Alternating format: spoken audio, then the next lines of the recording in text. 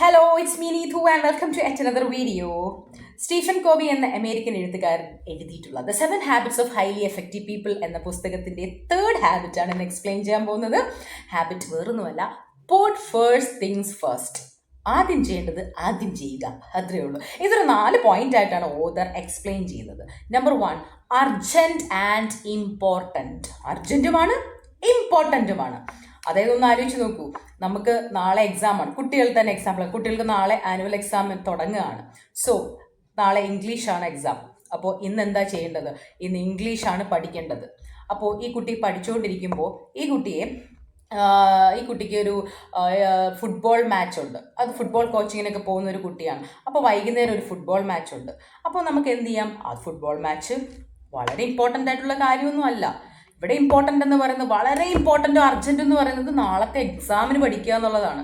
So മറ്റു കാര്യത്തിന് ഒന്ന് മാറ്റി വെച്ചിട്ട് ഇതിന് ഇമ്പോർട്ടൻസ് കൊടുക്കുക. അതാണ് അർജൻറ്റ് ആൻഡ് ഇമ്പോർട്ടൻ്റ് എന്ന പോയിന്റ് പറയുന്നത്. നെക്സ്റ്റ് എന്ന് പറയുന്നത് എന്താണ്? Not urgent but important. അർജൻറ്റ് അല്ല, പക്ഷേ അത് ഇമ്പോർട്ടൻ്റ് ആണ്. അത് നമുക്ക് എന്ത് പറയാം?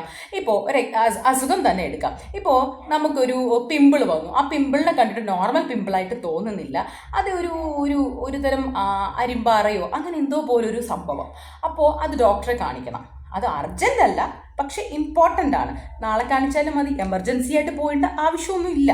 അത് വലിയ ഹാംഫുൾ ആയിട്ടുള്ളതായിട്ട് തോന്നുന്നില്ല. സോ നമുക്ക് നാളെ പോയാലും മതി.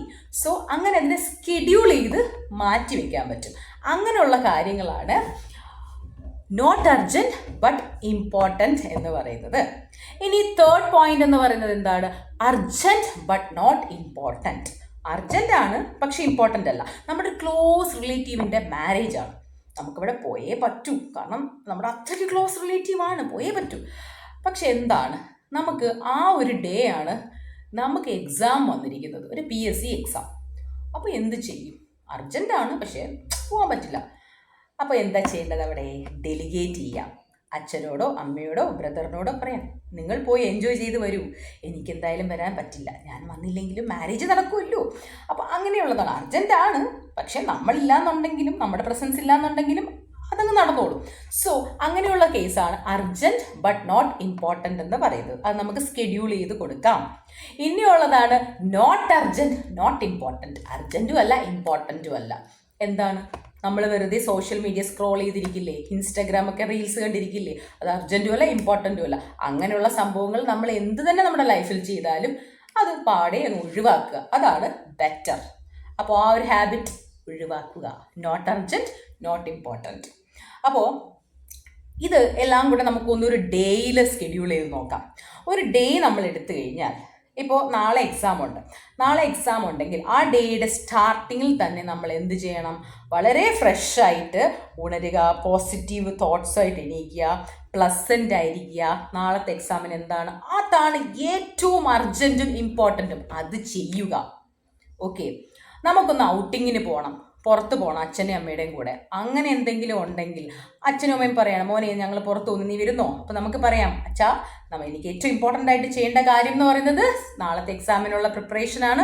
സോ നമുക്ക് ആ പോകുന്ന കാര്യം ഒന്ന് സ്കെഡ്യൂൾ ചെയ്യാം. നമുക്ക് എക്സാം കഴിഞ്ഞിട്ട് പോയാലോ?